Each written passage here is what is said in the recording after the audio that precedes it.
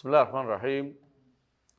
আলহামদুলিল্লাহি রাব্বিল আলামিন ওয়াসসালাতু ওয়াসসালামু আলা নবিয়িল আমিন ওয়া আলা আলিহি ওয়া সাহবিহি আজমাইন। ওয়া বা'দ। আলহামদুলিল্লাহ, আল্লাহর তৌফিকে আমরা ইমাম আবু বকর ইসমাঈল রাহমাতুল্লাহ আলাইহির ইতিকাদ আহলে সুন্নাহ শেষ করেছি। আজকে ইনশাআল্লাহ আমরা নতুন একটি গ্রন্থ পড়ব। ইমাম আল মুবাজ্জাল আবি আব্দুল্লাহ আহমদ ইবনে মুহাম্মদ ইবনে হাম্বল আশ-শাইবানী রাহিমাহুল্লাহ, তার কিতাবটি আমরা ইনশাআল্লাহ পড়ব। আপনারা জানেন যে ইমামের পরিচয় দেওয়া লাগে না, এই ইমাম সবাই চিনে। আহমদ ইবনে হাম্বলকে না চিনলে এলমের মজলিসে সে নাই। এবং আহমদ ইবনে হাম্বল তিনি মারা গেছেন 241 হিজরিতে। 241 হিজরি তিনি মারা গেছেন এবং তার মৃত্যুর সাথে সাথে বলতে পারেন যে যারা বড় বড় 4 ইমামের মধ্যে সর্বশেষ ইমাম হচ্ছেন তিনি, মানে বড় ইমামদের সিলসিলা শেষ হয়ে গেছে। তিনি হচ্ছেন এমন একজন ব্যক্তিত্ব এবং তার আকীদার ক্ষেত্রে, মানহাজের ক্ষেত্রে ইমাম আহমদ ইবনে হাম্বল হচ্ছেন আদর্শ এবং অনুকরণীয় ব্যক্তিত্ব এবং তাকে দেখেই শিখতে হয় কীভাবে আকীদার উপর প্রতিষ্ঠিত থাকতে হয়, কীভাবে মানহাজটাকে নিয়ন্ত্রণ করতে হয়। নিজের মন মতো চলার কোনো সুযোগ নেই, তিনি সেটা আমাদেরকে বুঝিয়ে দিয়েছেন। এবং আহমদ ইবনে হাম্বল যেই পদ্ধতিতে আকীদা ও মানহাজ দাওয়াত দিয়েছেন, আমাদেরকে সেই পদ্ধতিতে আকীদা ও মানহাজের নিয়ম মেনে চলতে হবে। আহমদ ইবনে হাম্বল রাহিমাহুল্লাহ তিনি একদিকে তিনি মুহাদ্দিস, একদিকে তিনি ফকিহ, একদিকে তিনি আকাদি, একদিকে তিনি মানহাজের লোক, বিশুদ্ধ আকীদা ও মানহাজের লোক। বেদাতের বিরুদ্ধে তিনি ছিলেন সোচ্চার। আমাদেরকেও সেভাবে বেদাতের বিরুদ্ধে সোচ্চার থাকতে হবে। তার বিভিন্ন গ্রন্থ আছে, গ্রন্থগুলির মধ্যে অনেকগুলো, তার একটা গ্রন্থই জগৎ বিখ্যাত, সেটা হচ্ছে মুসনাদ, যার মধ্যে 40,000 হাদিসের মতো আছে। প্রায় এত হাজার হাদিস ইমাম আহমদ ইবনে হাম্বলের এই মুসনাদে আছে। এর চেয়ে বড় মুসনাদ শুধুমাত্র বলা হয় তাকে বাকি ইবনে মাখলাদ আল কুরতুবীর মুসনাদ, কিন্তু সেটা এখনও পাওয়া যায় না। এটা শুধু ভূমিকাটা আছে, এর বাইরে বাকি অংশ নাই। শুধু এই জন্য ইমাম আহমদ ইবনে হাম্বল রাহিমাহুল্লাহর মুসনাদটাই হচ্ছে সেরা। আহমদ ইবনে হাম্বল রাহিমাহুল্লাহর আরও অন্যান্য গ্রন্থ আছে, তার মধ্যে বিখ্যাত গ্রন্থ হচ্ছে আর-রাদ আলা জানাদিকা ওয়াল জাহমিয়া। এই গ্রন্থটাও অনেক বেশি বিখ্যাত, আর-রাদ আলা জানাদিকা ওয়াল জাহমিয়া। তো এই আর-রাদ আলা জানাদিকা ওয়াল জাহমিয়া এই বইটা আমরা অন্য সময় পড়বো ইনশাআল্লাহ, যদি জাহমিয়াদের রদ যদি আমরা পড়তে পারি কোনোদিন, বিস্তারিত পড়বো। আজকে থেকে আমরা শুধু পড়বো যেটা ইমাম আহমদ ইবনে হাম্বল, এই ছোটো একটা বইটা, এই বইটার নাম হচ্ছে উসুলুস সুন্নাহ। উসুলুস সুন্নাহ, উসুলুস সুন্নাহ। বাট উসুলুস সুন্নাহ বলতে আপনার কাছে যেন মনে না হয় যে সুন্নাহ বলতে ফরজ সুন্নাহর কথা বলা হয়েছে। এই সুন্নাহ হচ্ছে আকীদা, অর্থাৎ আকীদার মূলনীতিগুলো আলোচনা করেছেন ইমাম আহমদ ইবনে হাম্বল রাহিমাহুল্লাহ এবং তার ছাত্ররা সেটা বর্ণনা করেছেন, তার সাথে বর্ণনা করেছেন। এটাতে ওনার কিতাবের ব্যাপারে কোনো সন্দেহ থাকা উচিত নয়। যারা সন্দেহ করবে নিজেরাই তাহলে নিজেদের সন্দেহের মধ্যে নিজেরা পতিত হয়েছে, কারণ তার মখতুতাত আছে, নুসুস আছে, নকল করছে। বিখ্যাত যারা গ্রহণযোগ্য তারা সেটাকে নকল করছে। আমরা জানি যে কোনো গ্রন্থ কারো দিকে সম্পৃক্ত করার জন্য যে মূল জিনিসটা লাগে সেটা কি? মাখতুতাত। মাখতুতাত মাখতুতাত আছে। দ্বিতীয়ত এটা বিভিন্ন যারা গ্রন্থ লেখে তারা লেখে যে অমুকের এই গ্রন্থ আছে। তৃতীয়ত অনেকে এই গ্রন্থ থেকে একটা বিশাল অংশ নকল করেন, তাদের গ্রন্থের ভিতরে কী করে চয়ন করে। এই তিনভাবেই এই কিতাবটা আহমদ ইবনে হাম্বল হওয়ার সাব্যস্ত হয়েছে। সুতরাং এটাকে কোনোভাবেই ইগনোর করার সুযোগ নাই, ইগনোর করার সুযোগ নাই। তো আমরা সেভাবে ইনশাআল্লাহ আহমদ ইবনে হাম্বল রাহিমাহুল্লাহর এই কিতাবটা পড়বো ইনশাআল্লাহ। প্রথমেই পড়েন হাদ্দাসানা, পড়েন। وأصول السنة. بسم الله الرحمن الرحيم. حدثنا الشيخ أبو عبد الله يحيى بن أبي الحسن أحمد بن البنا قال أخبرنا والدي أبو علي الحسن أبو علي الحسن بن عمر بن البنا قال أخبرنا أبو الحسين علي بن محمد بن عبد الله بن بشران المعدل قال حدثنا عثمان بن محمد بن السماك قال حدثنا أبو محمد الحسن بن عبد الوهاب أبو العنبر قراءة عليه في كتابي في شهر ربيع الأول من سنة 93 و200 قال حدثنا أبو جعفر محمد بن سليمان المنقري البصري بتنيس قال حدثنا عبدوس بن مالك الأبطار قال سمعت أبا عبد الله أحمد بن محمد بن حنبل رضي الله عنه يقول أصول السنة عندنا التمسك بما كان عليه أصحاب رسول الله صلى الله عليه وسلم والاقتداء بهم. সুবহানাল্লাহ, আলহামদুলিল্লাহ, ওয়াসসালাতু ওয়াসসালামু আলা রাসূলিল্লাহ ওয়া বা'দ। আলহামদুলিল্লাহ, ইমাম আহমদ ইবনে হাম্বল রাহিমাহুল্লাহ তিনি আকীদার মূলনীতি নিয়ে আলোচনা করতে গিয়ে সবার আগে যে কথাটা বলেছেন দেখেন, আত-তামাসসুকু বিমা কানা আলাইহি আসহাবু রাসূলিল্লাহ সাল্লাল্লাহু আলাইহি ওয়া সাল্লাম। সরাসরি বলেন না কোরআন এবং সুন্নাহ। কেন বলেন নাই? কেন বলেন নাই? কোরআন সুন্নাহ অনেকে বিখ্যাত ভিন্ন ভিন্ন অর্থ করতে পারে, কিন্তু যদি কোনো আত্মামাসুক সাহাবায়ে কেরাম যেটা ধরছেন, কি ধরছেন যে আবার বোঝা গেছে। সুন্নাহর যে পদ্ধতি সাহাবায়ে কেরাম অনুসরণ করেছেন, সুন্নাহ আকীদার পদ্ধতি সাহাবায়ে কেরাম যেভাবে ধরছেন কোরআন এবং সুন্নাহকে সেভাবে আমাদেরকে ধরতে হবে। একতাবিম তাদেরকে অনুসরণ করতে হবে। তামাসসুক এবং ইক্তেদা দুইটা দরকার। একটি হলো আকীদার মূলনীতি হচ্ছে সাহাবায়ে কেরামকে পরিপূর্ণ অনুসরণ করা, মানহাজও একই রকম, বুঝছেন তো? সাহাবায়ে কেরামকে আপনি তাদেরকে আঁকড়ে ধরবেন এবং তাদের মানহাজকে অনুসরণ করবেন, দুইটা জিনিস লাগবে। তাদেরকে আঁকড়ে ধরবেন, কীভাবে তারা নিচে সেভাবে নেবেন। কারণ রাসূলুল্লাহ সাল্লাল্লাহু আলাইহি ওয়াসাল্লাম কিন্তু এই কথাটাই বলেছেন যে মা আনা আলাইহি আল ইয়াউম ওয়া আসহাবী, যার উপর আমি আছি এবং আমার সাহাবীরা আছে। তো সেই হিসেবে যদি আকীদা যদি কোনো শুদ্ধ করতে হয়, এর বাইরে যাওয়ার কোনো সুযোগ নেই। আজ পর্যন্ত যতগুলি বিভ্রান্তি তৈরি হয়েছে, সব বিভ্রান্তির মূল হচ্ছে রাসূলুল্লাহ সাল্লাল্লাহু আলাইহি ওয়াসাল্লাম সাহাবীদের মূলনীতি অনুসরণ না করা। তারা যে পদ্ধতি, সেই পদ্ধতিতে আগাতে হবে। দুইটা জিনিস লাগবে, একটা হচ্ছে তামাসসুক, একটা হলো ইক্তেদা। তারা যেই নীতি অবলম্বন করেছেন সেই নীতিটা আঁকড়ে ধরতে হবে এবং সেই নীতি অনুসরণ করে চলতে হবে, হ্যাঁ। ওয়াতারকুল বিদআহ, ওয়াতারকুল বিদআহ, এবং বিদআত পরিত্যাগ করতে হবে, হ্যাঁ। ওয়াকুল্লু বিদআতিন ফাহিয়া দালালা। প্রতিটি বেদাতেই পথভ্রষ্টতা, প্রতিটি বেদাতেই পথভ্রষ্টতা। এর অর্থ হচ্ছে যে বেদাত ভাগ করা যে নীতি আমাদের সমাজে প্রচলিত আছে, এটাও একটা বেদাত, এটাও একটি দলালা। বেদাত ভাগ করার সুযোগ নেই। কুল্লু বেদাতিন দলাল, এটা হাদিসে আছে। কুল্লু বেদাতিন, কুল্লু বলতেই প্রতিটি বোঝায়, আর প্রতিটি বেদাতেই পথভ্রষ্টতা। এখানে কোনো ভাগের কোনো সুযোগ নাই। যেগুলিকে তারা অনুমান করে ভাগ করে, যেমন বলে থাকে বেশিরভাগ সময় যে দলিলটা দিয়ে থাকে যে ইমাম শাফিঈ ভাগ করেছেন, ইমাম শাফিঈর দলিলটা দিয়ে থাকে। তো আমাদের এটার উত্তর কি? ইমাম শাফিঈ রহমতুল্লাহ আলাইহি তিনি বেদাতুল লুগাবির ভাগ করেছেন। বেদাতুল লুগাবিয়া মানে সাধারণভাবে নতুন করে কি কি হয়েছে এটাকে তারা ভাগ করেছেন। তো নতুন করে অনেক কিছুই তো হয়, এগুলি বেদাত, কিন্তু এগুলি দ্বীনের বেদাত উদ্দেশ্য না। দ্বীনের বেদাত দ্বীনি শারঈয়া যেটা বেদাতের মধ্যে, এটার মধ্যে আপনি দ্বীনের ভিতরে কোনো বেদাত গ্রহণযোগ্য না, দ্বীনের ভিতরে কোনো বেদাত গ্রহণযোগ্য না, দুনিয়ার জন্য বেদাত গ্রহণযোগ্য। এখন অনেকে বেদাত লিদ্দিন ফিদ্দিন দুইটা ভাগ করে, লিদ্দিন এবং ফিদ্দিন। লিদ্দিনও যদি হয়, আমি বলতেছি ফিদ্দিন তো বেদাত মানে অনেকেই, আর অনেকে লিদ্দিন জায়েজ মনে করছে না। লিদ্দিনও যদি সেটা শরঈ অনুমোদন নাই অথবা মাসালে মুরসালা হয় নাই, তাহলে সেটা জায়েজ হবে না। মাসালে মুরসালা একটা জিনিস আছে এর মধ্যে, সেটা কি? ধরেন মসজিদের এই মেহরাব, মাসালে মুরসালাকে দূর থেকে কেবলা কোন দিক বোঝা যাবে, মানে নামাজ পড়তে সুবিধা হবে। এটা ছাড়া ধরেন এটা এটা এটা এটা কিন্তু সওয়াবের আশা করে না কেউ, সওয়াবের জন্য করে না। কী জন্য করে? মসজিদ বোঝা দেওয়ার জন্য, যাতে এটা কোনোদিন কেউ ভাঙ্গেও ফেলে বুঝে এটা মসজিদ ছিল, এই জন্য অনেকে বেদাতকে মেহরাবকে বেদাত বললো, আসলে এই মেহরাবগুলোই বেদাত না, এটা মাসালে মুরসালার অন্তর্ভুক্ত। কারণ সওয়াবের আশাও করে না, এটা দ্বারা অতিরিক্ত কোনো বেদাতও চালু হয়নি। আর ইমাম সাহেব একটা কাতার পুরোটা নিয়ে নেন, এটা দ্বারা সুবিধা হয়েছে ইমাম সাহেব কাতার একটা পুরোটা নিচ্ছেন না। তো এই জন্য একটা জায়গা পুরোটা দখল করা হয় না, এই সুবিধার্থে হয়তো এটা করেছেন তারা। কিন্তু এগুলি দ্বারা লিদ্দিন বেদাত করা জায়েজ করা হবে, এটা ঠিক না। লিদ্দিন কোনো কিছু নেই, লিদ্দিনে বেদাত করবে না। বেদাত যেটা করবে, যেটা লিদ্দিন যারা হয়, দিনের জন্য হয়, তাহলে দিনের আসল থাকতে হবে, এই কাজের আসল থাকতে হবে। যেমন আওয়াজ, মাইক ব্যবহার করা, এটা আসল কি? রাসূলুল্লাহ সাল্লাল্লাহু আলাইহি ওয়াসাল্লাম মোকাব্বির নিয়োগ দিয়েছিলেন, তার মোকাব্বির ছিল।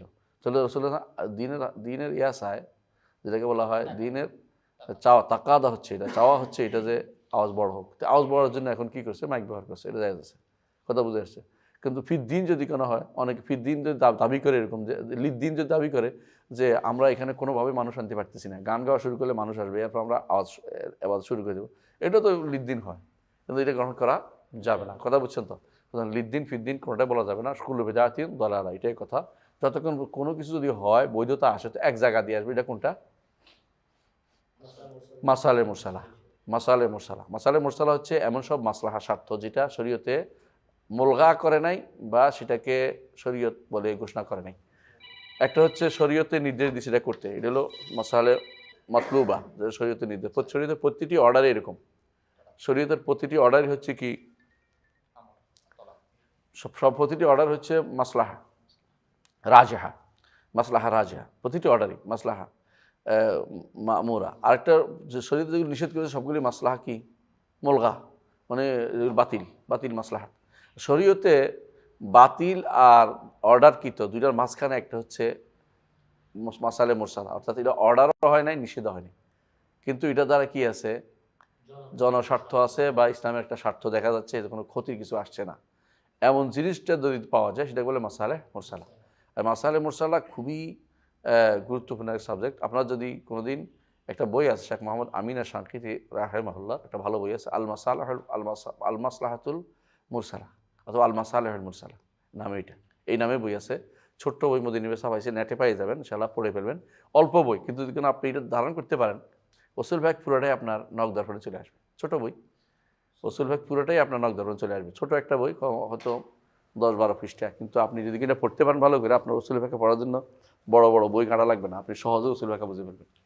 আল মাসালেহুল মুরসালা বইটার নাম এটা, আপনার নামাই দেখেন এটা। হ্যাঁ, সৌদি আরবে সাম্প্রতিক একটা ঘটনা হচ্ছে যে উহুদ বা যুদ্ধের ময়দানে রাস্তার মাঝখানে কবর পাওয়া গেছে সাহাবীদের তত্ত্বাবধানে। এখন তো স্বাভাবিকভাবে কবর পাওয়া গেলে তো ওখানে কিন্তু জনকল্যাণ যত লাগবে সবার হ্যাঁ, তখন উড়াইতে হয়েছে। হ্যাঁ, এটা নিয়ম, মাসালে মুরসালা বলে এটাকে, জনস্বার্থে, জনস্বার্থে, ব্যক্তি স্বার্থে না। তো এটা কিন্তু আগেও হয়েছে, মানে এবারে নয়, এর আগেও হয়েছে এরকম, বন্যার কারণে, এরকম বন্যায়, পাহাড়ি বন্যায় আসার কারণে ওই কিছু কবর ছিল এর নিচে, বহুত পাহাড়ির নিচে, এগুলো সরাইতে হয়েছে আগেরবারও, এখন আরেকবার, এখন তখন ছিল বন্যার কারণে, এখন হচ্ছে রাস্তার কারণে।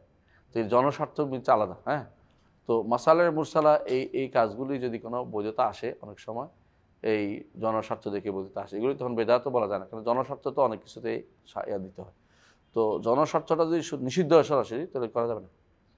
আমাদের রাস্তা করতে গেলে এখন অনেক হ্যাঁ, মসজিদ ভাঙা পড়ে, তোর বানাই দিতে হয় আর কি। হ্যাঁ, এটা ঠিকই আছে। তো যেটা হলো এই জনস্বার্থের মশালাটা আলাদা, কিন্তু বেদাত বলতে জনস্বার্থকে বেদাত চালানো যাবে না, আর বেদাত বলে জনস্বার্থ নিষেধ করা যাবে না। হ্যাঁ, এটা হলো কথা। মানে বেদাতকে জনস্বার্থ বলে চালিয়ে দেওয়া যাবে না। বেশিরভাগ মানুষ এখন বেদাতকে জনস্বার্থ বলতেছে, বুঝেন কিনা? যেমন কি মিছিল করা, রাস্তার পাশে দাঁড়ানো, কি বলে যাবে, মৌন মানববন্ধন, মানববন্ধন। হ্যাঁ, এগুলি রসুলের যুগে হওয়া সম্ভব ছিল, কিন্তু এগুলি কোনোদিনই হয়নি। সাহাবীদের যুগ হয়, তাবি যুগ হয়, এগুলো বসে বসে এগুলি ফেতনা তৈরি করা।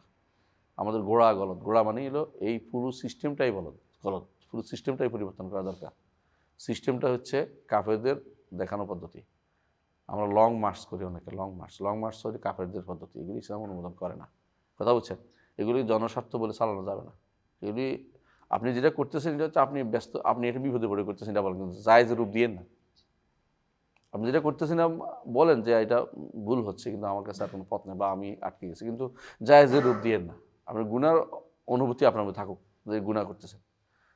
ওয়াকুল্লু বেদাতিন ভাইয়া দলালা, প্রতিটি বেদাতিকেই পথভ্রষ্টতা। এমন কোনো বেদাত নাই যেটাকে আপনি হাসানা বলবেন, যত উদাহরণ পাইবেন না, যত উদাহরণ পাইবেন না। কারণ যেটাই বলেন না কেন, যেটা বেদাত, তো দেখবেন যে এটা হয় বেদাত, নয় আপনি বেদাত বানাইছেন। যেমন আপনি ভাত খাইছেন কেন, ভাত বেদাত আসা সম্পর্কে তো খাবার জিনিস, এটা কোনো এটা কোনো ইবাদতের জিনিস না, আকিদারও জিনিস না। এখানে আপনার বেদাতের প্রশ্ন আসতেছেন না, এটা ভাতের অংশ না। কেউ বলে বিমানে চড়ছেন, বিমানে চড়া তো নিষেধের কোনো কিছু না, এটা তো কোনো আকিদার অংশ না, আবার এবাদতের অংশ মনে করে না কেউ। কথা বুঝছেন তো? তাহলে বোঝা গেল এই জাতীয় জিনিসগুলোকে বেদাত বলার কোনো সুযোগ নাই। এবং যখন বলবেন যে বেদাতে হাসানা এবং সাইয়া, সমস্যা হয় কি জানেন, যে কোনো বেদাতকেই যত সাইয়া হোক, আরেক গোষ্ঠীর হাসানা মনে করে করা যাবে যে কোনোভাবে। কষ্ট করে বেদাত মিলাদ তো অনেক ভালো, কিন্তু রসুল দুরূদ পাঠ করি, মানুষ হাজির হলে আমরা কিছু কথা বলি, মানুষ হাজির হলে একটা কথা বলার সুযোগ। তাহলে বোঝা গেল যে বেদাতকে কখনো কোনোভাবেই প্রমোট করা যাবে না, এবং বেদাত আসলেই কি দলালা, আসলেই দলালা।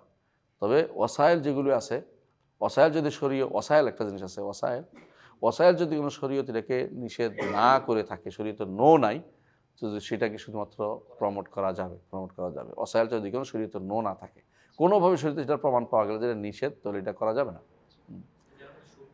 ওর পরে পড়েন ওয়াতারকুল,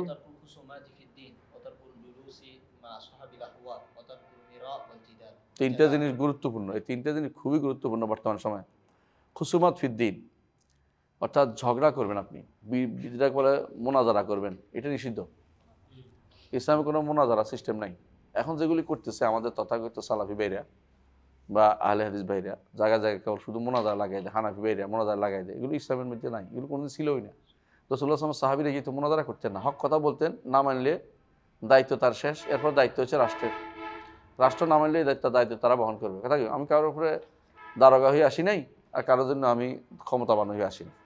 যদি আমি দুইটা যদি একত্র হইতাম, আমার কাছে ক্ষমতাও থাকতো, কলমও থাকতো, সাইফও থাকতো, সাইফ আল কালাম বলে, দুইটাই থাকতো, তাহলে আমি দুইটা আদিষ্ট।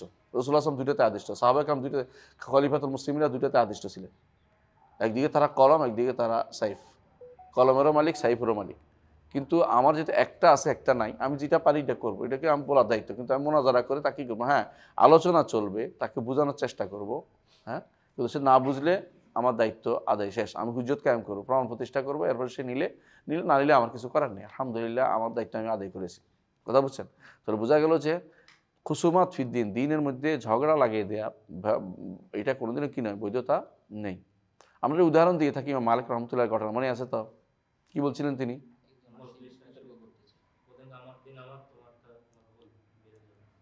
না, এটা বলছে যে এটা না, বলছে হ্যাঁ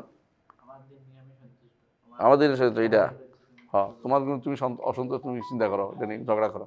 এইটা বাদ আরেকটা আছে, এটা সুন্দর। তিনি বলছেন কি যে একজন এসে বলছে আপনার সাথে মোনাজারা করবো, তো বলছে যে তো কি হবে, আপনি আপনি হেরে গেলে আমার অনুসরণ করবেন, আমি হেরে গেলে আপনার অনুসরণ করবেন। আরেকজন তৃতীয় জন এসে আবার আমাদের দুজনকে হারিয়ে দেবে, আমরা কী করবো?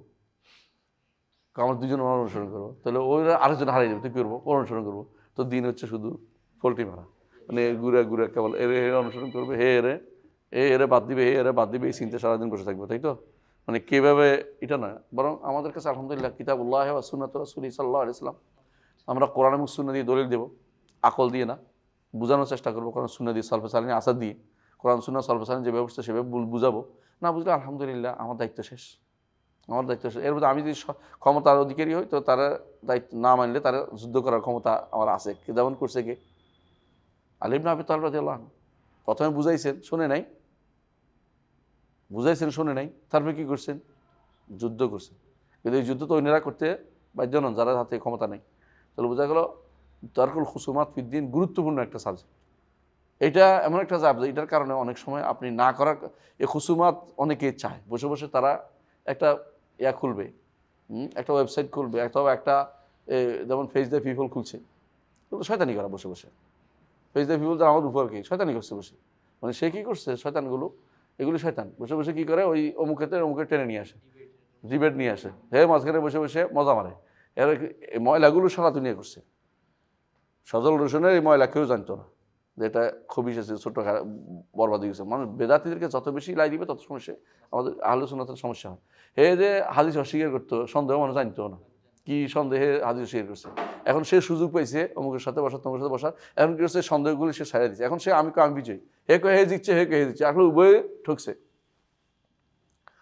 আহলে সুন্নাত ওয়াল জামাতের পক্ষ থেকে যে গেছে, সে জিতলেও ঠকছে, কারণ সে বিপক্ষ দলকে তার গ্রাহ্য মনে করছে, তার সাথে গুরুত্ব ফ্লোর দিয়ে দিছে, তাকে একটা দিছে, স্পেস দিয়ে দিছে, আর তার কথা সারা দুনিয়া ছড়াই দিছে। আর যদি জিতেও ও ঠকছে, কারণ এই সন্দেহগুলো সারা দুনিয়া করছে, সন্দেহ উত্তর দিবে কে?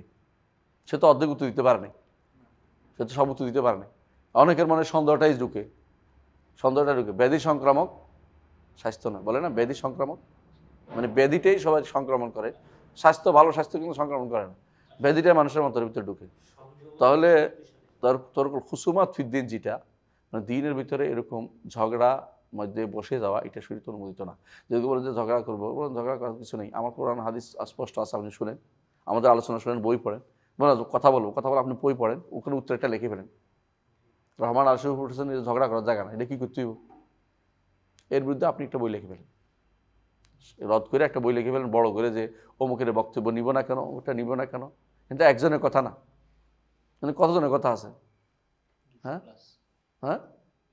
200+ ব্যক্তির কথা এখানে আছে। আপনি 200+ ব্যক্তির কথা জবাব দেন, একটা বই লেখেন, দেখেন আপনি কতদূর পারেন। আর যদি বলেন যে আমি 200+ ব্যক্তির কথা শুনবো না, তো আপনি কার কথা শুনবো? আপনি লিখ দেন, আমি দেখি কার কথা শুনুন আপনি। তাহলে বোঝা গেল যে আপনারা, মানে এরা যারা কি করে, এরা হচ্ছে তর্ক লাগাই দিয়ে আপনাকে মূল জায়গা থেকে দূরে সরিয়ে দিতে চায়। আমি এরকম বহু দেখছি, যাও দেখে যে কেউ হক কথা বলতে যাচ্ছে, তো আরেকজন এটা কী করে, জায়গা থেকে সরাই দেয়, আরেক কথা দিকে নিয়ে যায়। আরেকটা দিক বুঝলেন, মোনাজারার মধ্যে সিস্টেম এটা, যখন যে পারবে না তখন অন্য কথা দিয়ে তাকেই করে ঘায়াল করে অন্যদিকে নিয়ে যায়। মানে দেখছে এই যে পয়েন্টে কথা বলতে, ওই পয়েন্টের মধ্যে কোনো কিছু নেই। তখন কী করবে, বাধ্য হয়ে আপনি এই কথা কেন বললেন অন্য একটা কথা নিয়ে, এ কথা কারো উদ্দেশ্যে দিয়েছেন, কেন নিচ্ছেন, এবার অন্যদিকে চলে গেছে। এটা কিন্তু জায়গা মতো পড়ে রয়েছে। এটা কারণ রয়েছে, কারণ সে তো এটাতে পারবে উত্তর দিতে, জানে যে এটা না হক আছে। তো এরাও এরকম করবে, সারাদিন ঘুরবে কী জন্য? হ্যাঁ, ওই যে সাহাবি বলছে যে সাহাবির সনদ শুদ্ধ নেই। আর কোনদিন কবিতার সনদ কোনদিন কে দেখছে জীবনে? কোনদিন শুনলাম না কবিতার সনদ দেখছে বসে বসে। এখন কবিতার সনদ খুঁজতেছে বসে বসে। আর যাক, কবিতার সনদ আপনি খোঁজেন, কোনো আপত্তি নেই, বাকিগুলো জবাব কে দিবে?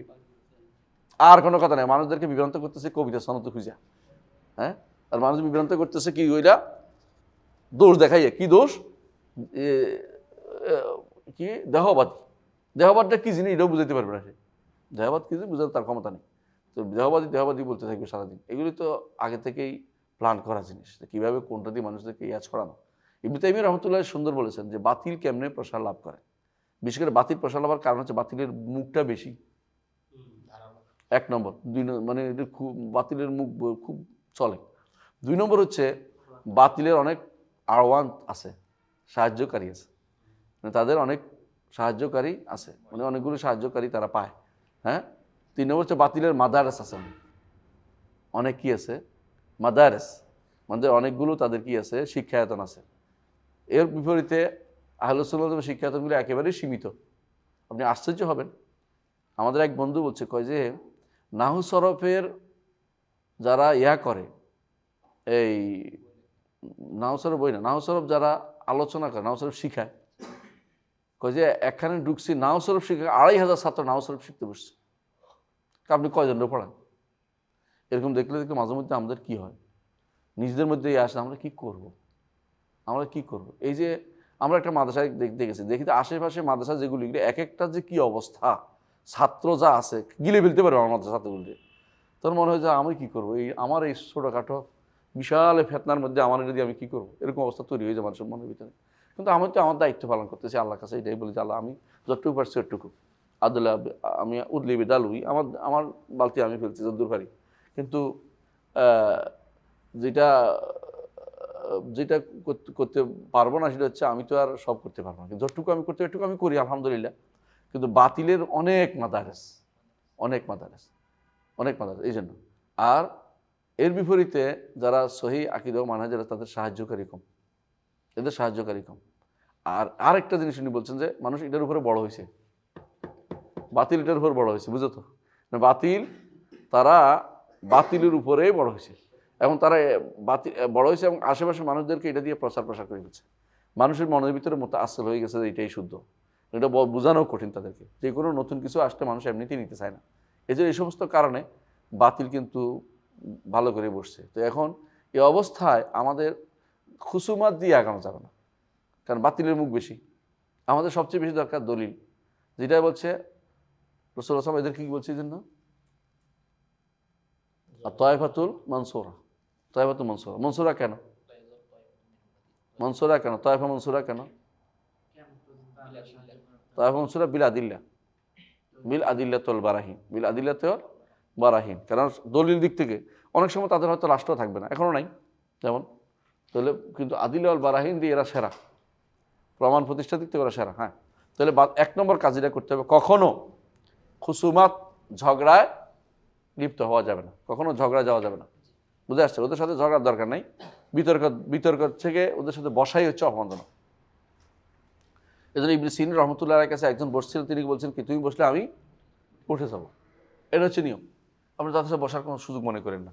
অনেকে বলে যে আমার না বসলে বুঝাবে কে? হ্যাঁ, বুঝানোর জন্য তো অনেক কিছুই আছে না? আপনি বসলে কি হবে, পরীক্ষিত সত্য, আমি যে দেখেছি যে আপনি তাদের সাথে বেশি দিন বসেন না, বাতিলের বিরোধিতা করতে পারবেন না,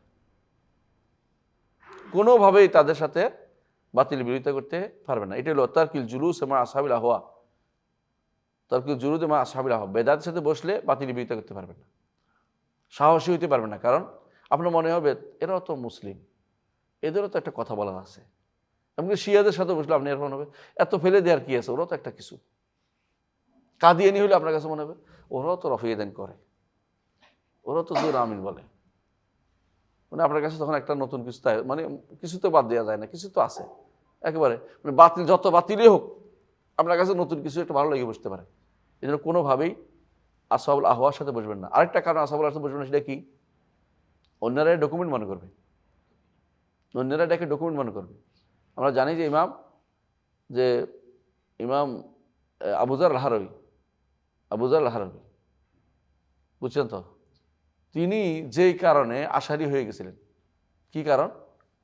কারণ একজন ওনার ওস্তাদে এক ইমামকে চুমু দিছে মাথার মধ্যে এক চুমু দিছে। এইটা দেখে তিনি মনে করছেন তাহলে উনিও তো বড় আলেম, ওনার কাছ থেকে আলেম নিছে, নেওয়ার পরে উনি এবারে আশারি হয়ে গেছে। তো কেন বুঝছে? মনে করছে আমার ওস্তাদ দেখছে ওনার চুমু দিছে, তো ওস্তাদে তো চুমু দিছে, হয়তো বুঝছে আলেম হিসেবে দিছে, কিন্তু এ তো বুঝে নাই। ঠিক ওরকম একই ঘটনা ঘটছে ইমাম বাইহাকির ক্ষেত্রে। একই ঘটনা ঘটছে। তো এই জাতীয় যে সমস্ত সমস্যাগুলি আসে, বেশিরভাগ মূল কারণ হচ্ছে কি, মানে যাকে বেদাতীদেরকে সম্মান দেখান, বেদাতকে অতিরিক্ত সম্মান দেখাইতে গেলেই আরেকজনের তার বিভ্রান্ত হয়। হ্যাঁ, অমুকে দেখছে অমুকের সাথে বসছে, অমুকের সাথে কেন বসছে এটা বুঝতে হবে আপনাকে, কি জন্য, হয়তো কোথাও দেখা হয়েছে বসছে, কিন্তু এটাই বলে আপনি ইচ্ছা কি তাকে অতি উৎসাহ দেখাবেন তো বিপদ ঘটবেই, এটা ঘটবেই। ঘটবে প্রমাণ হচ্ছে আব্দুল্লাহ জাহাঙ্গীর রহমতুল্লাহ, তার এখানে একজন আসছে, তিনি ছাত্রের মতো ওনার সামনে বসেছিলেন, এটা সারা দুনিয়া তারা প্রচার করে যে উনি বসেছিলেন। বিপদ হয়েছে আমাদের জন্য। এটা একটা স্যারের এই নম্রতা ভদ্রতাকে তারা কি নিছে? দুর্বলতা হিসেবে নিছে। যারা অহংকারী তাদের সামনে কোনো নম্রতা ভদ্র দেখাইতে হয় না। অহংকারী তার অহংকারটাকে ফুটিয়ে তুলবে, তাদের সাথে এখানে বসতেই হয় না। কথাই বুঝতে পারছি? তার হকটা বলে দিবেন, এটা তো না যায়, স্পষ্ট বলবেন, গুণা এর ভিতরে লাগাই দিবেন, মানে বৈঠকের মধ্যে লাগাই, বৈঠক বসেন, ভুল করলে বলেন এটা তো বলা যাবে না, এটা বলা যাবে না। বৈঠকের ভিতরে অনেক বলতে বৈঠকের আদব তো না, আপনি বেদাত করতেছেন। বৈঠক আদব কিসের বৈঠক আদব? বৈঠক কোনো আদব টাদব নাই এখানে, কারণ আমরা বেদাত করতে সারা মানুষ দেখতেছে, এটা সারা দুনিয়ার মানুষ দেখতেছে। কিসের বৈঠকের আদবে নেই এখানে? কাটিসের গোষ্ঠী কিলে এখানে? বেদাতের কোনো কাটি চলবে না এখানে, বেদাতের সাথে কোনো কাটিস নেই। বেদাতের সাথে কিসের কাটিসি করবেন আপনি? বেদাত কাটিসি করবেন, সারা মানুষ দেখে বলছে, সারা দুনিয়ার মানুষ দেখে বলছে, বলতে হবে এটা ভুল, নাহলে ভুলটা থেকে যাবে, তার শুদ্ধ করতে হবে আপনাকে। সারা দুনিয়ার মানুষ যেখানে সবার সামনে বেদাত ছড়াতেছে, আপনি সবার সামনে আসতে করুন, তোরা তো কি সমস্যা কী হলো? এই যদি শুদ্ধ না হয় কিন্তু ঠিকই ভুলটা রয়ে গেল, আর শুদ্ধ হইলেও ভুলটা রয়ে গেল, আপনাকে এটা বলতেই হবে যে বেদাত করতেছে এখানে। বুঝে আসতে কথা। এই জন্য বেদাতের সাথে বসলে মহা সমস্যা। আহল আহওয়া যারা, আহল আহওয়া কারা? আহল সুন্নার বিপরীত যারা, ওরা আহল আহওয়া। আহল আহওয়া আল বেদা, আহল সুন্নাতি ওয়াল জামা, কথা বলছেন তো? আল আহওয়া আল ফেরা।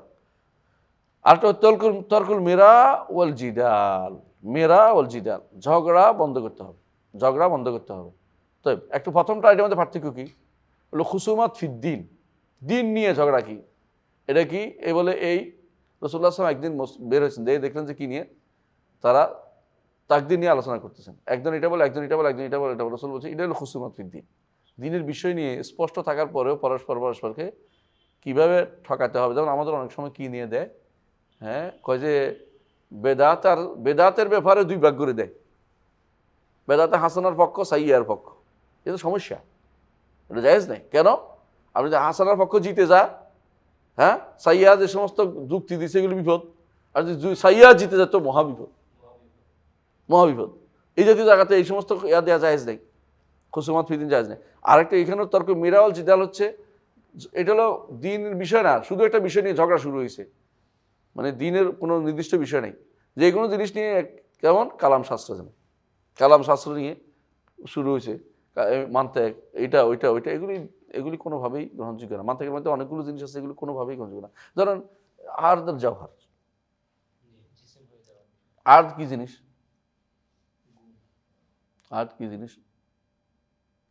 গুণ। আর্দ হচ্ছে গুণ, কোনো সন্দেহ নেই। আর্দ হচ্ছে গুণ, মানে যেটা আসল না, এটা কারোর উপর ভর করে থাকে, এটা হলো আর্দ। জওহার হচ্ছে মূল জিনিস। তো মূল জিনিস কই? কেউ কি মূল জিনিস কেউ দেখছে কোনোদিন? মূল জিনিস কোনটা? হ্যাঁ, মূল জিনিস খুঁজে দেখুন মূলের মধ্যে কি আছে? আরদ আছেই, আরদ আর জওহার একসাথে মিলেই আছে। আর আরদ আর জওহার একসাথে মিললে এটার নাম হলো জিসিম। এই বুদ্ধি কে দিল? বসে বসে সারাক্ষণ আর জওহার জিসিম নিয়ে সারাদিন আলোচনা করা, তো এইটা জিসিম, এটা জিসিম, এটা জিসিম না কোনটা? জিসিম না কোনটা? এটা তো সৃষ্টির মধ্যে, ওইটা টেনে টেনে স্রষ্টার মধ্যে লেগে গেছে, তো আরো বিপদ ডেকে আনছে। সৃষ্টির মধ্যে যেটা, স্রষ্টার মধ্যে এটা হইতে হবে, তোমার কে বলছে? মানে নিজের যেটা চিনে এটার উপরে কেয়াস করছে, কি স্রষ্টারে কেয়াস করতেছে বসে বসে। না, স্রষ্টা যেরকম বলছেন সেরকম বিষয় নিতে হবে, কিন্তু স্রষ্টা কোন আর জওহার জিসিম এগুলি কি অধীন না, এগুলি সবই হচ্ছে মিরা ও জিদাল অন্তর্ভুক্ত, এগুলি ছেড়ে দিতে হবে। 5 নম্বর, হ্যাঁ, والسنة عندنا آثار رسول الله صلى الله عليه وسلم। আসার রাসূলুল্লাহ সাল্লাল্লাহু আলাইহি ওয়াসাল্লাম থেকে যা কিছু এসেছে সবই সুন্নাহ। রাসূল থেকে কি কি আসছে? আল কাউল, তারপরে আল ফেল, আর তাকরির, তাই না? কাউল, ফেল, তাকরির, তারপরে আর তারপরে ওয়াসফ খালকি ও খুলকি, ওয়াসফ খালকি ও খুলুকি, বলতে কিছু বাদ যায় না, সবই চলে এসছে। ওয়াসফ খালকি ও খুলুকি, তো এই সবটাই রাসূল যা যা এসেছে এই সবটাই কি আমাদের নিকট সুন্নাহ। সুন্নাহ মানে কি? আদর্শ। সুন্নাহ মানে কি? গ্রহণযোগ্য জিনিস, তরিকা। হ্যাঁ, والسنة تفسر القرآن। হ্যাঁ, এটা অনেকে মানতে চায় না। কারা মান না এটা? যত আহলে বেদাত তারা সুন্নাহ মানে না। সুন্নাহ যদি মানে তাহলে বেদাত আসে না। সুন্নাহ মানলে এখানে আর কিছু ঢুকতে পারে না। এই জন্য তারা কি করে? কোরআনের তাফসির করতে খুব পছন্দ করে। সুন্নাহর তাফসির তারা যায় না, সুন্নাহর ব্যাখ্যায় তারা চেষ্টা করে না। সুন্নাহর ব্যাখ্যা যদি কোনো তাদের মন মতো হয় তাহলে একটা দাঁড় করাবে। সেটা কি? যেমন যারা হুলুলি আছে, আল্লাহকে সব জায়গায় বিশ্বাস করে, অথবা আল্লাহ সৃষ্টি স্রষ্টা একাকার দেখে তারা বিশ্বাস করে, তারা ওই হাদিসটা নিয়ে আসবে। হ্যাঁ, সামাউল্লাজি আসমাবি, হ্যাঁ, সেটা তো মানে আদ আলী ওয়ালিয়ান বাজান্তুবিল হার বারাস্তুবিল হার, হ্যাঁ, লাইয়াজাল আব্দি তাকারাবিল নওয়াফিল হাত্তা কোনো সামাউল্লাজি আসমাবি, এইটা বলতে থাকে যে রেজুল ইয়ামশি বিহি ও ইয়েদুল ইয়াবতেশু বিহা, বিহা দুটাই বিহা। হ্যাঁ, তাহলে এই যে এইটা নিয়ে আসছে কেন? এটা তার মন মতো হয়েছে, এই জন্য মানে এটা দিয়ে ব্যাখ্যা দাঁড় করাচ্ছে। কিন্তু এটার ভিতরেই আছে, এটা কথার ভিতরেই আছে। ইয়াবতেশু সে ধরে, এ ধরে না, দুটা সত্তাই ভিন্ন। ইয়ামশি আলাদা করা হয়েছে, তাই না? ইয়াসমাউ ইউবসির আলাদা আলাদা করা হয়েছে, সে দেখে, সে দেখে, সে দেখে। তাহলে তোমার ইয়াটাই দলিলটাই শুদ্ধ না। এই জন্য তারা এখানে কি করতে পারে? শেখ হোসেন ইবনে তাইমিয়া যেটা বলছেন, বেদাতিরা কখনো কি দিতে পারবে না? তার বেদাতের উপর দলিল, বিশুদ্ধ দলিল দিতে পারবে না। বিশুদ্ধ দলিল দিলে সেখানে কি থাকবে? তার রদ অবশ্যই থাকবে। কারণ কোরআন ও হাদিস পরস্পর বিরোধী হইতে পারে না। কোরআন হাদিস পরস্পর বিরোধী হইতে পারে না, অথবা হাদিস কখনো পরস্পর বিরোধী হয় না। হাদিস কখনো পরস্পর বিরোধী হয় না। তাহলে এই হচ্ছে মূল সমস্যা, যে এরা কোনোদিন কোরআনের তাফসির সুন্নাহ দিয়ে দিবে এটা মানতে চায় না। তো কোরআন তাফসির তারা কি দিয়ে দেয়? নিজের মন মতো আধুনিক ব্যাখ্যা পছন্দ করে, যে একবারে সেরা, অথবা বলবে যে এটা কি, হ্যাঁ, বিবেক, বিবেকের ব্যাখ্যা, অথবা বলবে কমন সেন্স, কারণ নিকট কমন সেন্স, কমন সেন্সের ব্যাখ্যা। কমন সেন্স কার কমনটা? ভাই আকলিন তুজান কিতাব ওয়াস সুন্নাহ, এটা তো প্রায় বলতেন ইবনে তাইমিয়া রাহমাতুল্লাহ, ইবনুল কাইয়িম সবাই বলতেন ভাই আকলিন তুজান কিতাব, কোরআন সুন্নাহ কোন আকল দিয়ে আমি ইয়া করবো, যাচাই করবো। তাহলে কোরআনের তাফসীর সবচেয়ে উত্তম কে করে? সুন্নাহ। হ্যাঁ, وهي دلائل القرآن। ওহিয়া দালাইল কোরআন, হুইয়া কি? সুন্নাহ। সুন্নাহ প্রমাণ করবে কোরআন কারীমের প্রমাণ, কোরআন কারীমের নিদর্শন হচ্ছে সুন্নাহ দিয়ে প্রমাণিত হবে। কেমন? জি। وليس في السنة قياس ولا تدرك لها الأمثال ولا تدرك بالعقول ولا الأهواء। ওলাইসা ফিস সুন্নাতে কিয়াস, সুন্নাহর মধ্যে কিয়াস নাই। উদ্দেশ্য কি এটা? নতুন কিয়াস, সুন্নাহর বিপরীতে।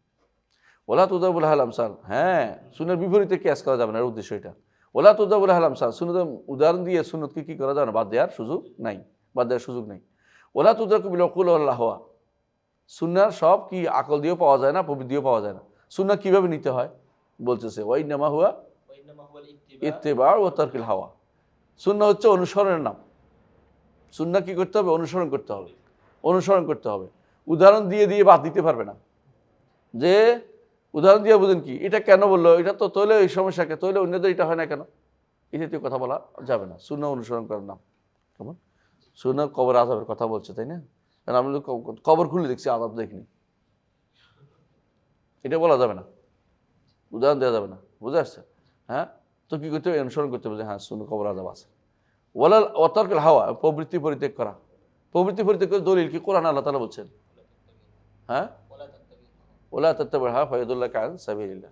আরো বলছে আল্লাহ তাআলা বলছেন কোরআনে কারীমে যে ও আনজালনা আলাইকা যিকরা লিতুবাইয়িনা লিন-নাসি মা নুজিলা ইলাইহিম। কোরআন কারীম বলছে আল্লাহ তাআলা ইন্না আনজালনা ইলাইকাল কিতাবা লিতাহকুমা বাইনান নাসি বিল হাক্কি ফালা তাত্তাবিল হাওয়া। হ্যাঁ, ইয়া দাউদু ইন্না জাআলনা খলিফাতান ফিল আরদি ফালা তাত্তাবিল হাওয়া। তাহলে আল্লাহ তাআলা বারবার কোরআন কারীমে হাওয়ার অনুসরণ করতে নিষেধ করেছেন। হাওয়ার অনুসরণ না দিলে কারো তো অনুসরণ করতেই হবে। কার অনুসরণ করবেন? সুন্নাহর অনুসরণ করতে হবে। আর যত বেশি সুন্নাহর অনুসরণ থাকবেন তত বেশি আপনি বিশুদ্ধ আকীদায় থাকবেন, আপনি বিদআত থেকে দূরে থাকবেন এবং আপনি সঠিক পথে থাকবেন। আর সুন্নাহ থেকে দূরে থাকবেন সাফিনাতুন নূহ। সুন্নাহ হচ্ছে সাফিনাতুন নূহ। সাফিনাতুল হারিয়ে আপনি ডুবে মরবেন। সুন্নাহ ছাড়া কোনোবার কোনো সুযোগই নেই। আব্দুল্লাহ জাহাঙ্গীর রহমতুল্লাহ জন্য বলতেন সুন্নাহর সাথে কথা বলতেন।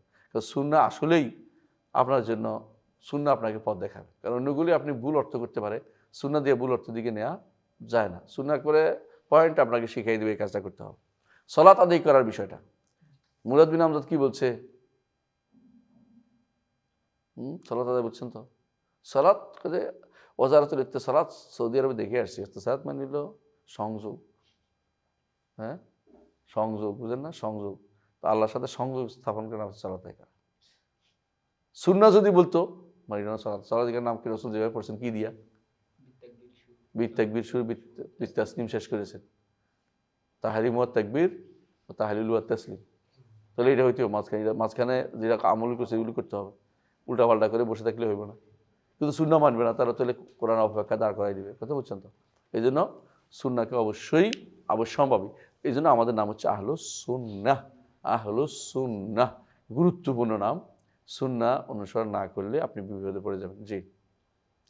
ومن السنة اللازمة التي من ترك منها خصلة ولم يقبلها ويؤمن بها لم يكن من أهلها.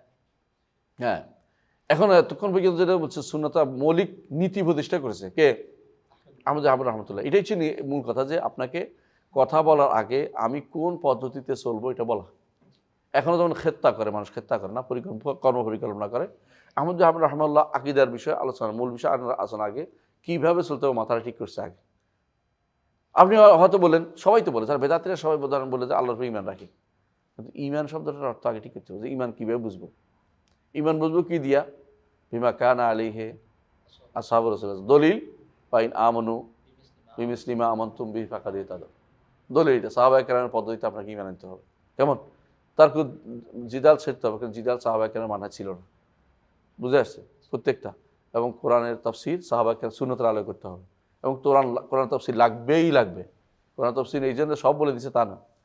তারা যে বলে আনজালনা ইলাইকা যিকরা লিতুবাইয়িনা লিন-নাসি মা নুজিলা ইলাইহিম, এর অর্থ কি? এই জিকির কোরআন এবং সুন্নাহ।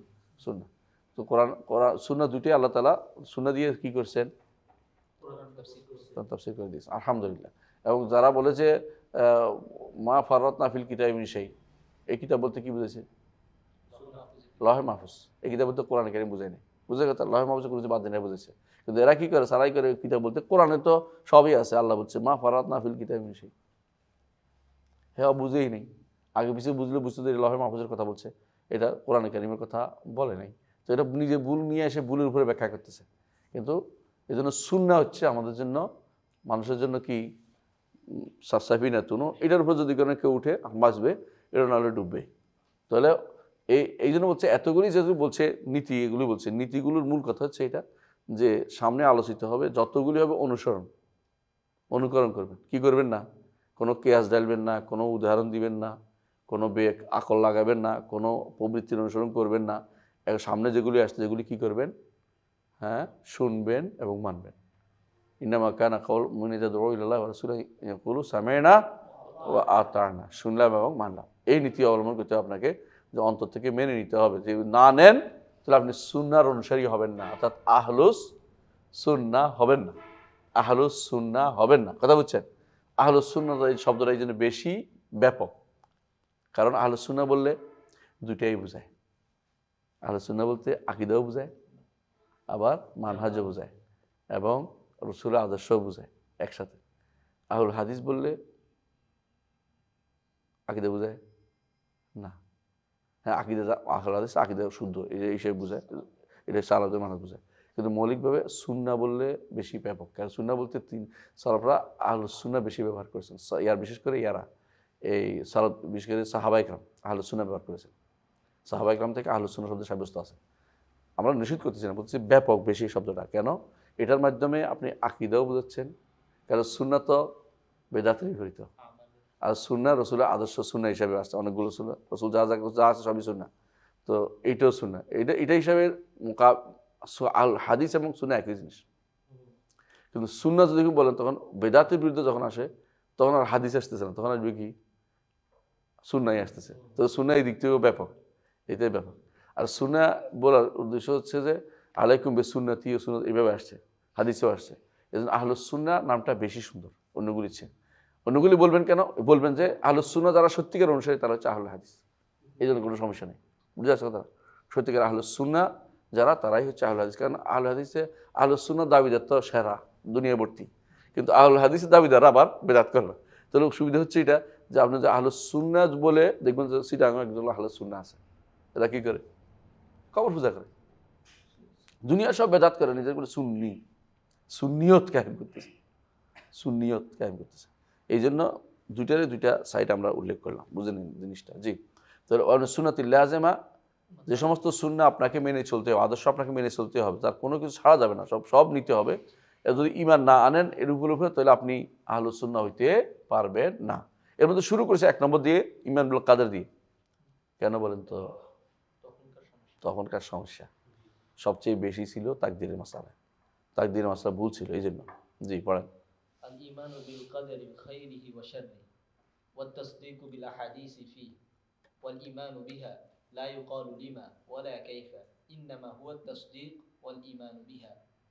মাশাআল্লাহ। আল ঈমানু বিল কদরি খাইরিহি ওয়া শাররিহি, তাকদীর শব্দের অর্থ, মুকাদ্দার অর্থ কি বলেন তো? আমাদের সমাজে একটা বিশাল সমস্যার মধ্যে আছি, একটা মাসালা নিয়ে, সেটা হচ্ছে তাকদীরের অর্থ বুঝে না।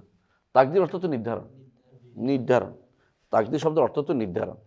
তো এখন তো ঈমান বিল কাদর অর্থ কি? নির্ধারণের উপর ঈমান, মুখস্থ করে ঈমান বিল তাকদীর উপর ঈমান, তাকদীর উপর ঈমান, অথবা ভাগ্যের উপর ঈমান। ভাগ্য আরবি তো হাজুন ও নসিব, ভাগ্য আরবি কি? হাজুন ও নসিব, এটা তো আর ভাগ্য বুঝে না, তার হাজ কি? তাকদীর হচ্ছে ঈমান বিল কাদর, ঈমান বিল কাদর, কাদর হচ্ছে তাকদীর।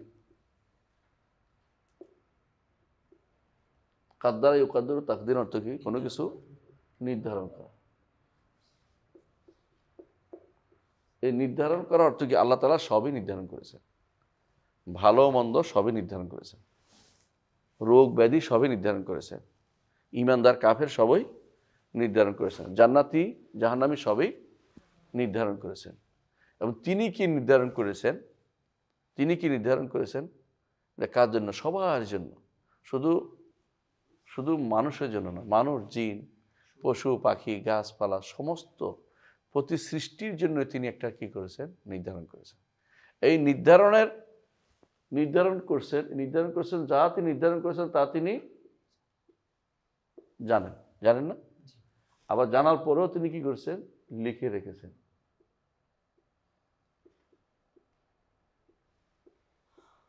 তারপরে তিনি তা হওয়া চান, তারপর তা সৃষ্টি হয়। তাহলে এটার নাম হচ্ছে কি? ইলম। এর নাম কি? কিতাবা। এর নাম কি? মাশিয়া। এর নাম হচ্ছে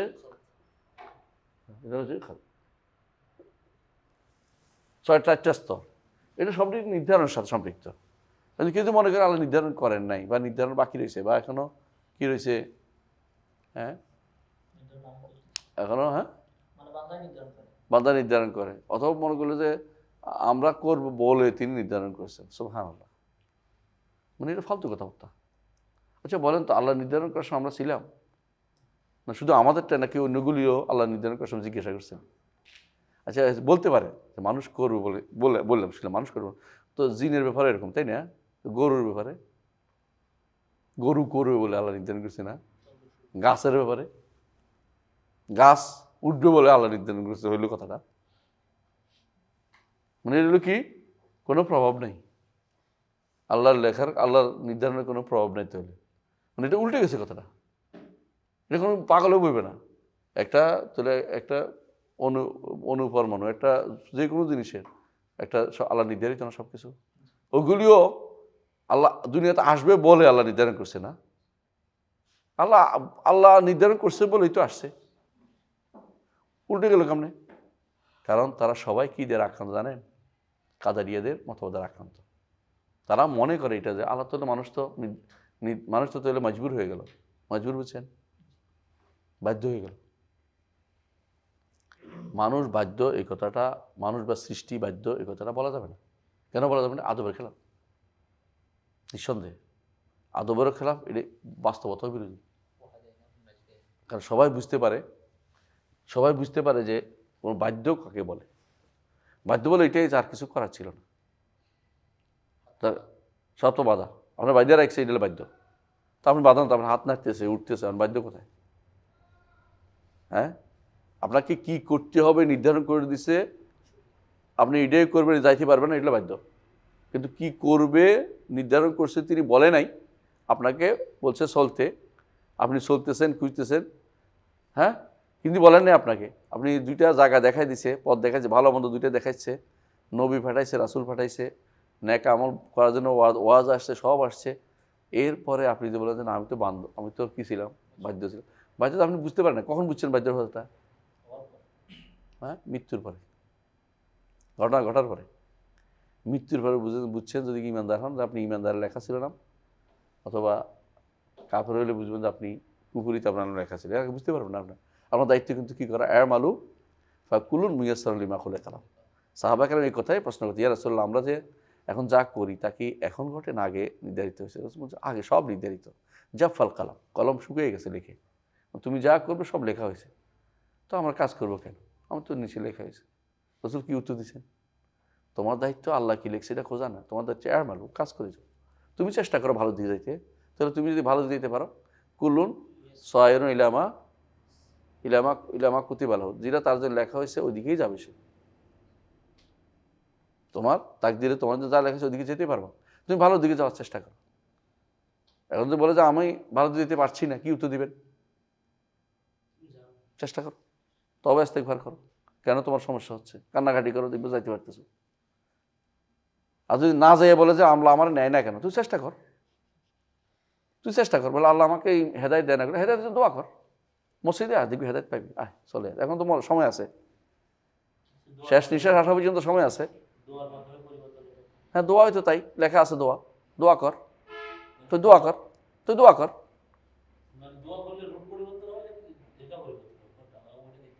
তুই লেখা কোথায়? তুই দেখা দেখছস কি লেখা আছে? তো এটা কেমন বুঝছস? দোয়া তো লেখা আছে, মানে তুমি যে দোয়া করবে ওটা লেখা আছে। আমরা এটা বলে উদাহরণ দিই কীরকম। দুনিয়াতে তোমরা পরিবর্তন করার কয়টা সিস্টেম? 3টা।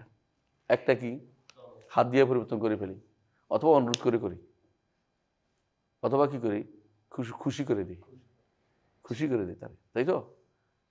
আমারে আপনার খুশি করে দিচ্ছে, আপনি আমার খুশি করে দিন, এই তো কথা। বাকিটা কইলাম না আর কি। আল্লাহর কাছে পরিবর্তনের সিস্টেম, এর মধ্যে যেটা হবে না এটা হচ্ছে জোর করে করতে পারবেন না আপনি, তাই না? বাকি রইল আর 2টার মধ্যে একটা হচ্ছে কি, দোয়া, আমার দয়া করে দেন দিবে আল্লাহটা, ঠিক আছে? এই পরিবর্তন মানে কি, ওইটাই লেখা আছে যে দোয়া করতে সমর্থ হবে। এই নয় যে লিখে ফেলছে একটা, এখন দোয়া করছে আরেকটা লিখতেছে, এটা না। ওখানে আমি তো দেখি না এটা, ওখানে কি লেখা দেখি না। আমি দোয়া করতে পারি মানে আলহামদুলিল্লাহ, আমার কিছু ভালো, মানে দোয়াটা লেখা ছিল তো।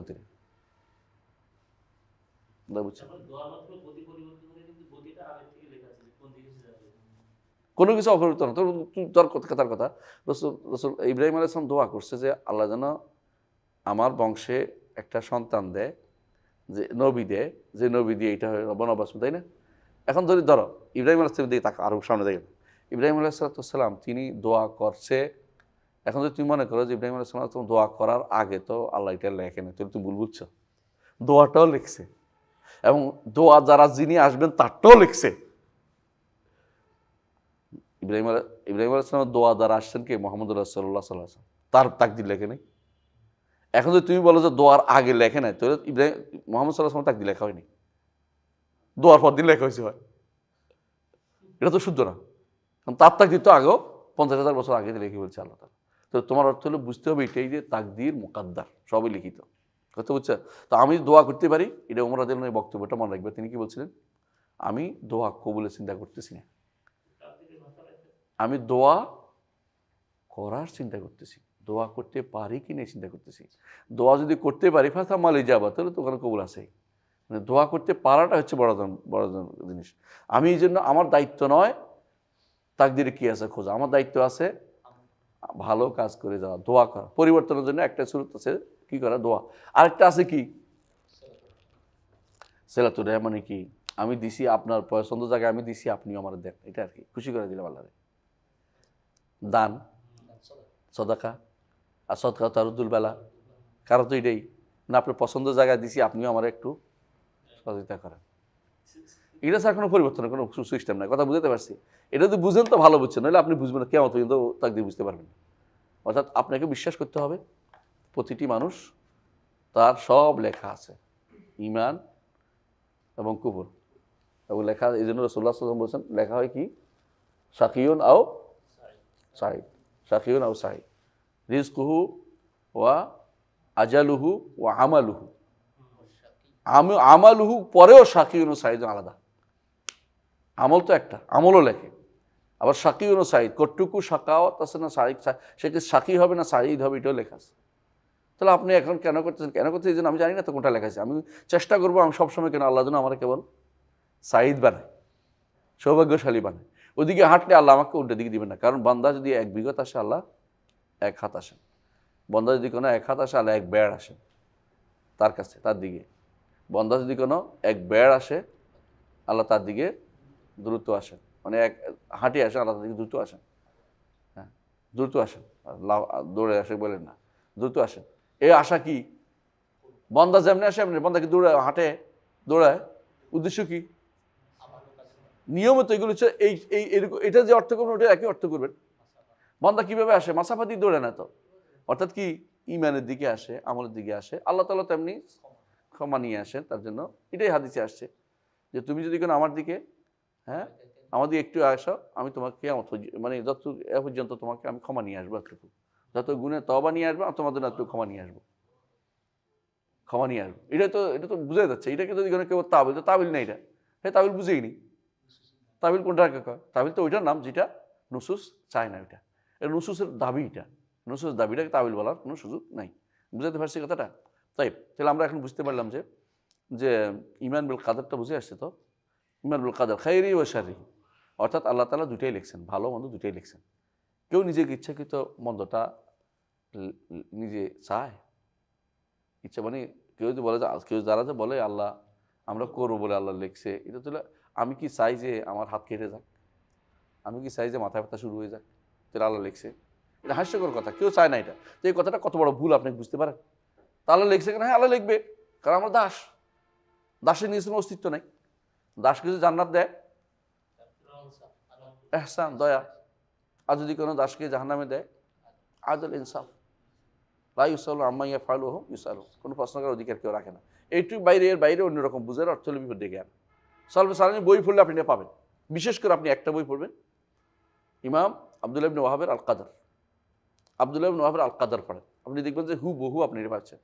ইমাম ফেরিয়াবির বই গ্রন্থটা পড়েন, আল কাদার, আল কাদার আমার রুয়ে ফি, ইমাম ফেরিয়াবি, ওটাও পাবেন। দুইটা বই একবারে আপনি পড়লেই বুঝবেন যে আসলে আমরা এই জায়গাগুলিতে না বুঝে অনেক কিছু বলতেছি। হাদিসগুলি জমা করাই আছে, আপনি শুধু পড়বেন আর বুঝবেন যে শুধু শুধু টেনশনের দরকার নাই, আমাদের সবই নির্ধারিত, আমাদের কথা বলতে নির্ধারিত। আমরা আল্লাহর কাছে শুধু ভালো চাই, আল্লাহ ভালো দিবেন। আর যদি না চাই পাবো না, না চাইলে পাবো না। জি, তাহলে কয় নম্বর গেল এটা? ওয়া তাসদীকু বিল আহাদিস ফি, হ্যাঁ ওয়া তাসদীকু বিল আহাদিস। এই যে এই সংক্রান্ত যতগুলি হাদিস সব বিশ্বাস করি। যারা মানতে চায় না কোনটা জানেন তো, অধিকাংশ একটা হাদিস নিয়ে ওদের মনে সমস্যা। এটা কোনটা? যেখানে বলছে যে একজন মানুষ আমল করতেছে, আমল করছে ফায়াসবিকু আলাইহিল কিতাব, তার মধ্যে জান্নাতের মধ্যে একটু বাকি আছে, তখন কিতাব এসে তাকে জাহান্নামে বানিয়ে দেয়। ইউটার্ন নেয়, তাই না? ইউটার্ন নেওয়ার আসল কারণটা কি বলেন তো? এটাও শুদ্ধ হাদিস, কোনো মানতে হবে এটাকে। এটা হচ্ছে আমাদের কথা হলো আমৃত্যু আপনাকে কি করতে হবে, ইবাদত করে যেতে হবে। ওয়ারবুদ রাব্বাকা হাত্তা ইয়াতিয়াকাল ইয়াকিন। যখনই আপনি এমন একটা পর্যায়ে আসছেন যেখানে আপনি কি হয়েছেন, অহংকারী হয়ে গেছেন, আমি তো অনেক কিছু হয়ে গেছি, ইবলিসের মতো। শেষে ইবলিস কি করছে, এত বছরে ইবাদত কেমন নষ্ট হইবে নাকি, আমি একটু আল্লাহ একটা কথা না শুনলে কী হবে, তখনই বরবাদ হয়েছে। সেই সময় সে তার বরবাদি লেখা হয়ে গেছে।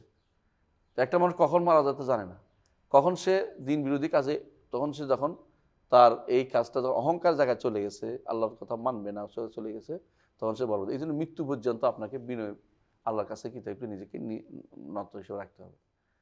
এটা হচ্ছে নিয়ম। আপনি কোনোদিন বলেন না যে আমি এখন নিরাপদ হয়ে গেছি। ইমাম আহমদ ইবনে হাম্বলকে জিজ্ঞাসা করেছে এই জন্য যে কখন মানুষ নিরাপদ হবে, বলছে জান্নাতে এক পা রাখলে।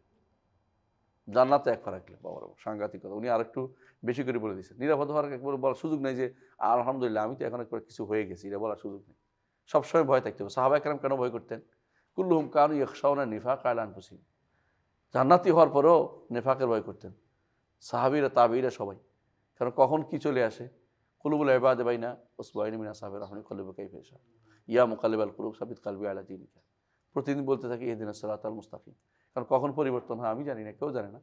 পরিবর্তন আসলে বিপদ হয়ে যাবে, বিপদ পরিবর্তন যেন না আসে। এটা সেটার ব্যাখ্যা, মূল ব্যাখ্যাটা।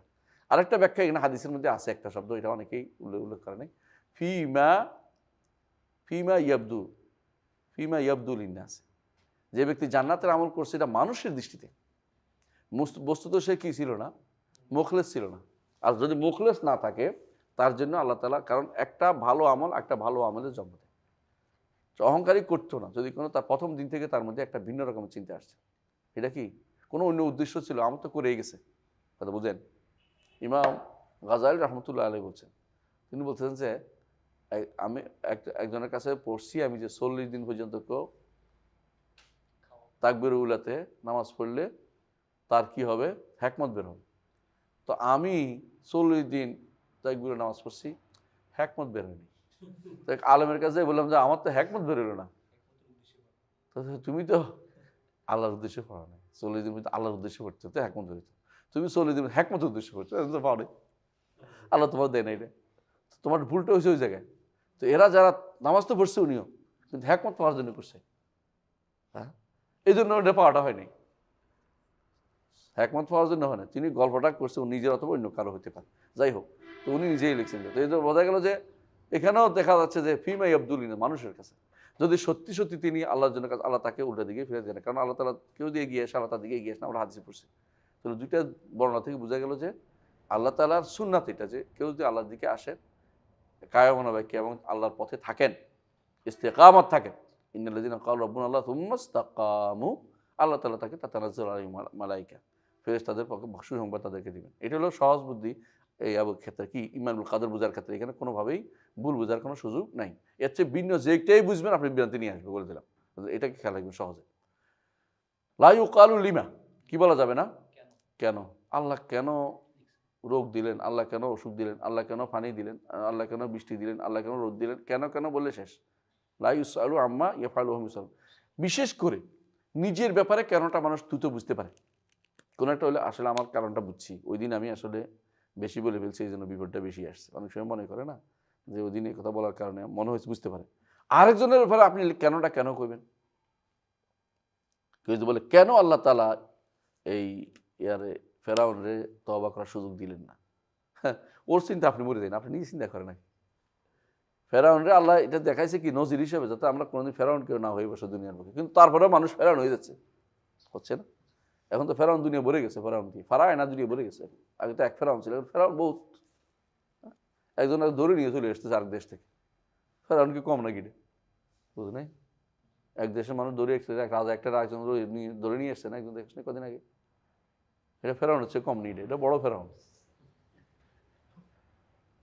ধরে নিয়ে আসছে না এক দেশ থেকে আরেকটারে, হ্যাঁ, দিনে দুপুরে ডাকাতি করছে, দিনে দুপুরে ডাকাতি করে ফেলছে, ঠিক। তো প্রশ্ন করার বিষয়টা হচ্ছে নিজেকে নিয়ে প্রশ্ন করেন, আমি কেন করছি বলতে পারবেন, কিন্তু আল্লাহর কোনো কর্মকাণ্ডে প্রশ্ন করেন না। আর আল্লাহ আরেকজনের বিষয় নিয়ে আপনি প্রশ্ন করে আপনি আল্লাহ ওরে কেন হেদায়েত দেয় নাই, আপনি কান্নাকাটি করেন না। আবুল আহর আহারে কেন আল্লাহ হেদায়েত দিল না, আপনি হেদায়েত পাইছেন কিনা আগে দেখেন। আমি একটু হেদায়েত থাকার চেষ্টা করেন। আবুল আহরের জন্য আপনি কাজে শেষ করতে পারবেন না কোনোদিন। ওয়ালা কাইফা, এটা কিভাবে হলো করেন না, আল্লাহ এইভাবেই করেন, আল্লাহ হিকমত এটা নিয়ে আপনি টেনশন করেন না। অর্থাৎ আল্লাহ কীভাবে লিখছেন, কোথায় লিখছেন, কীভাবে লিখলেন, কীভাবে কোন জায়গায় লিখছেন, এই নিয়ে টেনশন করার দরকার নেই আপনার। ইন্নামা হুয়া তাসদীকুল ঈমান বিহা, বিশ্বাস করতে হবে এবং ঈমান স্বীকৃতি দিতে হবে, বিশ্বাস করতে হবে এবং মেনে নিতে হবে এবং স্বীকৃতি দিতে হবে। হ্যাঁ, ومن لم يعرف تفسير الحديث ويبلغه عقله فقد كفي ذلك. عليه الإيمان به والتسليم له مثل حديث الصادق المصدوق হ্যাঁ, এটা আসছে সামনে। ومثل ما كان مثله في القضاء والقدر ومثل أحاديث الرؤية كلها وإن نبت عن الأسماء واحتوحش منها المستمع وإنما عليه الإيمان بها وأن لا يرد منها حرفا واحدا وغيرها من الأحاديث المأثورات عن الثقات. আলহামদুলিল্লাহ। এখন বলতেছে যে অনেক হাদিস আসবে, অনেকের কাছে বুঝে আসবে না, তাহলে কি করতে হবে? প্রথম দায়িত্ব হচ্ছে, আপনি হয়তো তাফসির ব্যাখ্যা বুঝেন নাই, আর হচ্ছে আপনার ওয়াবলুগু আকলুহু, আকলের কাছে পৌঁছে, আপনি বুঝতে পারছেন জিনিসটা কিন্তু অর্থ বুঝেন নাই, আপনার আকলের কাছে এটা পৌঁছে গেছে। ফাত কুফিয়া দালিকা ওয়াহকাম আলাহু, আপনার কাছে এটা পৌঁছায় দেওয়া হয়েছে, যথেষ্ট হয়েছে এবং এটা আপনার কাছে মজবুত পৌঁছে গেছে, আপনার থেমে গেছে। এখন আপনার দায়িত্ব কি? আলাইল ঈমান, আপনার দায়িত্ব হচ্ছে ঈমান নিয়ে। আল ঈমানু ওয়া তাসলিমু ওয়া তাওযীম, আপনাকে তো ঈমান আনতে হবে, তাসলিম মেনে নিতে হবে এবং সম্মান করতে হবে। যেমন কি সাদেক আল মাসদুক হাদিস, রাসূলুল্লাহ সাল্লাল্লাহু আলাইহি ওয়াসাল্লাম সাদেক আল মাসদুক, আল্লাহ তাকে সত্যায়ন করেছেন, রাসূলুল্লাহ সাল্লাল্লাহু আলাইহি ওয়াসাল্লাম সাহাবায়ে কেরাম তাকে সত্যায়ন করেছে, আল্লাহর পক্ষ থেকে মাসদুক হচ্ছেন তিনি। অমিসলু মাকান আছে, এটা থেকে আমরা আগামী ক্লাসে পড়বো মাল্লামি আয়ারফ তাফসীর হাদিস থেকে ইনশাআল্লাহ, যেহেতু আজকে করবো না। সুবহানাকাল্লাহু ওয়া বিহামদিকা আশহাদু আল্লা ইলাহা ইল্লা আনতা আস্তাগফিরুকা ওয়া আতুবু ইলাইক। আসসালামু আলাইকুম।